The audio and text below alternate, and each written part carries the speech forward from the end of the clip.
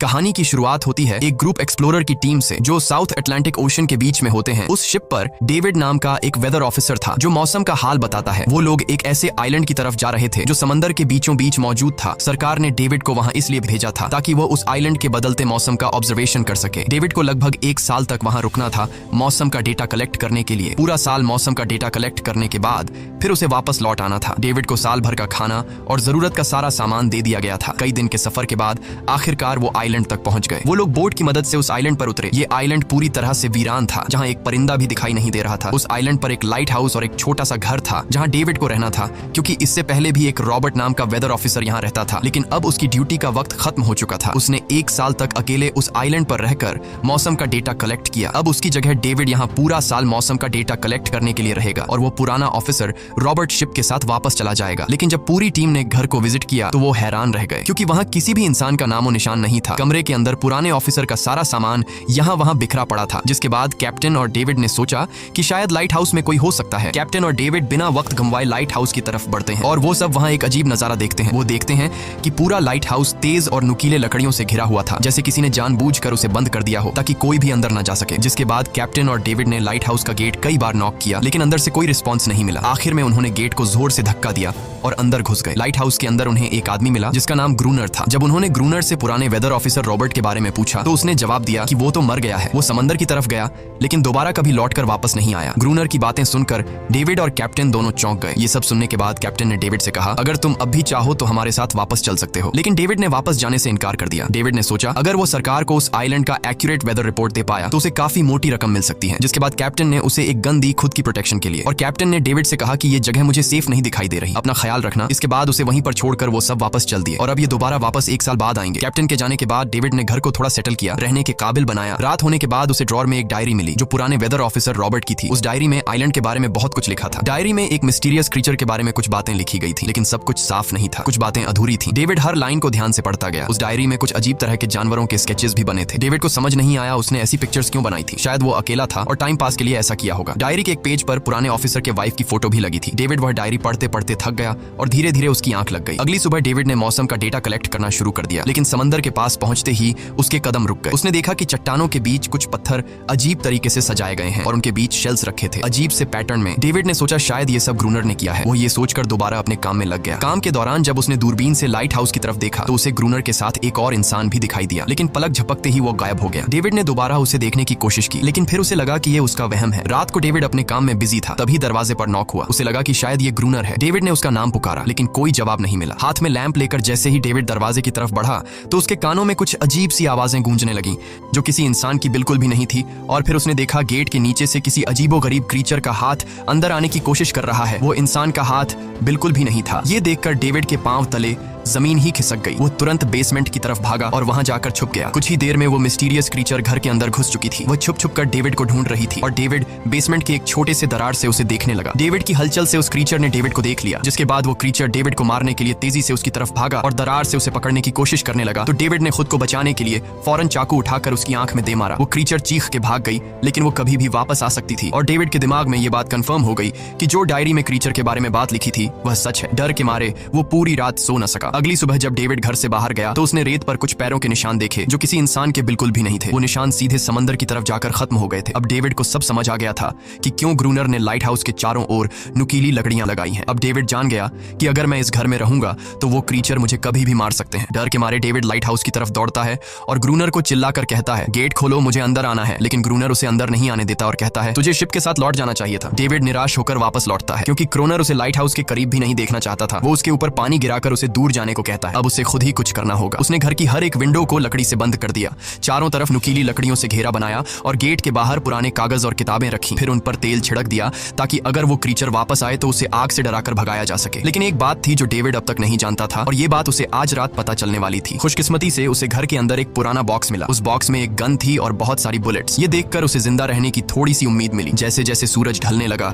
David के दिल में डर बढ़ने लगा। कुछ ही देर में चारों तरफ रात का अंधेरा छा गया। डेविड गन हाथ में लिए घर के एक कोने में चुपचाप बैठा था। उसकी दिल की धड़कनें तेज थीं। तभी एक अजीब आवाज सुनाई दी और जब डेविड ने खिड़की से छुपकर समंदर की तरफ देखा तो जैसे उसके पैरों के नीचे से जमीन ही खिसक गई। उसने देखा कि सिर्फ एक नहीं बल्कि पानी में से कई सारी वही अजीबोगरीब क्रीचर्स उसकी तरफ बढ़ रही हैं। कुछ ही देर में वो सब इकट्ठा होकर कमरे का गेट तोड़ने की कोशिश करने लगे। डेविड ने तुरंत गोलियां चलानी शुरू की, जिनमें से कुछ क्रीचर्स गिरकर मर गए। डेविड को लगा कि गोली की आवाज सुनने के बाद वो डरकर भाग जाएंगे, लेकिन अपने साथियों को मरता हुआ देखकर वो और भी ज्यादा गुस्सा हो गए। तब डेविड प्लान बी अपनाते हुए गेट के बाहर रखे कागजों और पुरानी किताबों को आग लगा देता है। आग देखकर वो क्रीचर्स डर के मारे वापस समंदर में लौट गए, लेकिन अब वही आग डेविड के घर तक पहुंच चुकी थी। घर के दरवाजे ने आग पकड़ ली और धीरे धीरे फैलने लगी, क्योंकि पूरा घर लकड़ी का बना हुआ था। डेविड ने तुरंत एक चादर में खुद को लपेटकर अपनी जान बचाई और बाहर निकलकर लाइट हाउस के पास एक बड़े पत्थर के पीछे छुप गया। क्रीचर्स को शूट करते वक्त डेविड के हाथ में काफी गहरी चोट भी आई। तभी अचानक तेज बारिश शुरू हो गई। आग धीरे धीरे बुझने लगी, लेकिन पूरी रात की बारिश के बाद भी सुबह तक डेविड अपना घर नहीं बचा पाया। पूरा घर जलकर लगभग राख हो चुका था। अब अगर डेविड को जिंदा रहना है तो उसे लाइट हाउस में पनाह लेनी होगी। उसने अपनी राइफल उठाई और लाइट हाउस के पास के पत्थरों के बीच छुप गया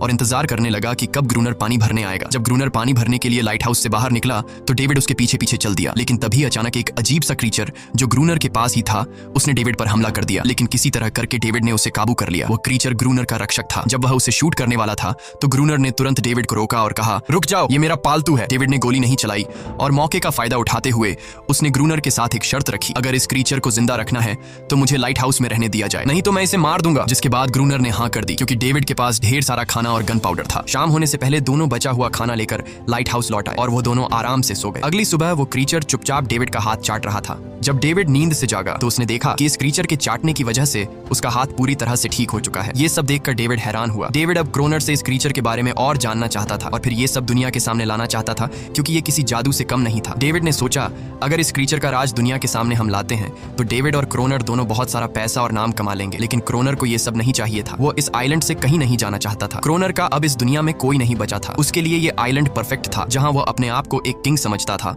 और अपनी मर्जी का मालिक। इसी वजह से उसने आइलैंड के कई हिस्सों में लिख दिया था, क्रोनर यहाँ का बादशाह है। लेकिन डेविड को ये समझ नहीं आ रहा था कि ये अजीब सी क्रीचर क्रोनर की फालतू कैसे बनी। तो क्रोनर ने बताया कि एक बार क्रोनर ने उसकी जान बचाई थी। वो गलती से उसके फिशिंग नेट में फंस गई थी। तब ये क्रीचर छोटी थी और उस दिन के बाद से वो क्रोनर के साथ ही रह गई। उसकी हर बात माननी शुरू कर दी। लेकिन क्रोनर एक सख्त इंसान था। वो इस क्रीचर के साथ बहुत बुरा बर्ताव करता था। क्रोनर हर दिन इस क्रीचर के साथ फिजिकल रिलेशन रखता था। क्रोनर ने बताया कि एक बार इस क्रीचर ने मुझ पर हमला भी किया था और उसके बदले में क्रोनर ने उसे ऐसी सजा दी कि उस सजा के बाद वो क्रीचर अपने आप को क्रोनर की गुलाम समझने लगी। और आप सभी समझ गए होंगे कि हर रात वो क्रीचर समुद्र से बाहर क्यों आते हैं। वो सभी इसलिए आते हैं ताकि अपने साथी को क्रोनर से छुड़वाकर वापस ले जाए। लेकिन क्रोनर ऐसा नहीं होने देता। वो क्रीचर्स दिन के उजाले में अटैक नहीं कर सकते, क्योंकि सूरज की रोशनी उनकी स्किन जला देती है। डेविड अब यहाँ और नहीं रहना चाहता था। वो किसी तरह से आइलैंड से अपनी जान छुड़ाना चाहता था। खैर, शाम होने लगी और क्रोनर ने उससे कहा, गन लेकर रेडी हो जाओ, क्योंकि वो क्रीचर्स कभी भी हमला कर सकते हैं। वो लाइट हाउस की लाइट ऑन करने के लिए तैयार हो गए और कुछ ही देर में समुद्र से बड़ी संख्या में क्रीचर्स निकलकर बाहर आ गए। वो लाइट हाउस की तरफ बढ़ते जा रहे थे। क्रोनर उन पर लगातार फायर करता जा रहा था, लेकिन डेविड पूरी तरह से डर गया था। वो लाइट हाउस के अंदर की तरफ आने लगा। क्रोनर के बार बार कहने के बावजूद वो बस एक कोने में चुपचाप बैठा रहा और कुछ ही देर में डेविड बेहोश हो गया। क्रोनर पूरी रात अकेला इन क्रीचर्स से लड़ता रहा। अगली सुबह क्रोनर ने गुस्से में डेविड के मुंह पर पानी डालकर उसे उठाया और कहा, अगर तुम्हें जिंदा रहना है तो इनकी जान लेनी होगी, नहीं तो तुम्हें लाइट हाउस से निकाल दिया जाएगा और तुम्हें मेरी हर बात माननी होगी। रोजाना पानी भरकर लाना, लाइट हाउस के छोटे बड़े काम करना और रात को मेरे साथ गार्ड ड्यूटी भी करनी होगी। अब डेविड के पास दूसरा कोई ऑप्शन नहीं था। इसी वजह से ये सब करना उसकी मजबूरी बन गया। डेविड अब क्रोनर की हर बात मानने लगा। लेकिन एक चीज थी जो उसे बिल्कुल भी पसंद नहीं आई। वो ये थी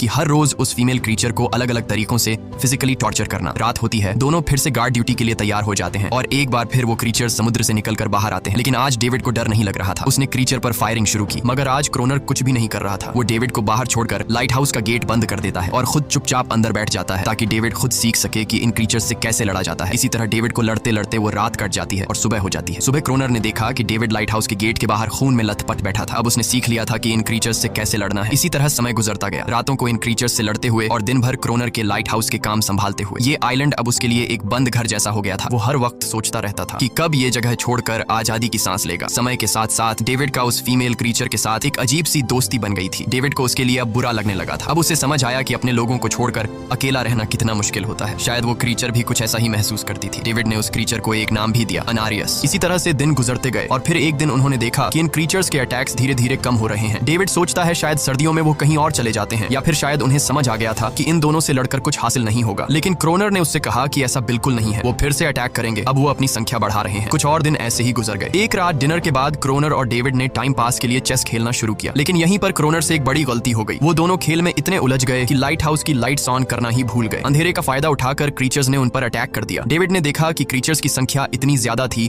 कि दो लोग मिलकर भी ज्यादा देर तक नहीं लड़ सकते थे, और इस बार उनके पास कोई प्लानिंग भी नहीं थी। गन्स की बुलेट्स भी ऑलमोस्ट खत्म हो चुकी थी। किसी तरह बचते बचाते वो लाइट हाउस के टॉप तक पहुंच गए, लेकिन इस बीच क्रोनर के पैर में गहरी चोट आ गई। वो क्रीचर्स आज उन पर भारी पड़ गए थे। दोनों को लगा कि आज उनकी मौत पक्की है, लेकिन खुशकिस्मती से सुबह हो गई। जैसे ही सूरज धीरे धीरे उभरता है, वो क्रीचर्स लाइट हाउस छोड़कर समुद्र में वापस चले जाते हैं। कड़कती धूप निकलने के बाद एनेरियस क्रोनर के जख्म को ठीक करने की कोशिश करती है, लेकिन अब तक डेविड को समझ आ चुका था कि वो इन क्रीचर्स के साथ ये लड़ाई जीत नहीं सकते। बुलेट्स भी अब खत्म होने के करीब हैं। उनके पास खाना भी इतना नहीं है कि वो ज्यादा देर तक चल सके। लकीली अगले दिन जब डेविड लाइट हाउस के बाहर इधर उधर घूम रहा था, तो उसने समुद्र में एक जहाज देखा। वो जल्दी से अंदर से फ्लेयर गन लाया और जहाज को सिग्नल देने गया, लेकिन क्रोनर ने उसे रोक दिया क्योंकि वो नहीं चाहता था कि डेविड यहाँ से जाए। उसी वक्त एनेरियस ने क्रोनर पर हमला कर दिया।